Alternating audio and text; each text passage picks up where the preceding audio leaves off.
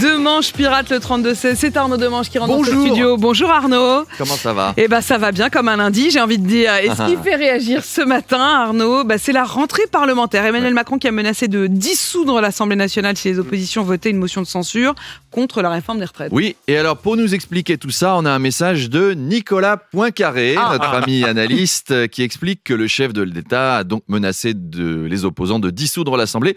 Alors on n'est pas au niveau de Vladimir Poutine qui lui propose de dissoudre les opposants tout court, et je trouve qu'on s'en tire bien.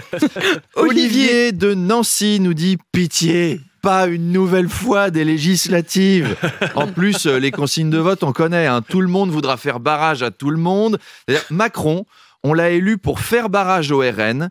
Et là, il voudrait dissoudre pour éviter que la gauche lui fasse barrage. C'est-à-dire qu'on a des gens qui vont faire barrage aux mecs qu'ils ont élus pour faire barrage et qui, lui, veut faire barrage à ceux qui lui ont permis de faire barrage. C'est nous qu'on est mal barrés, en fait. Il faut avoir bac plus 15 en stratégie militaire pour voter dans ce pays.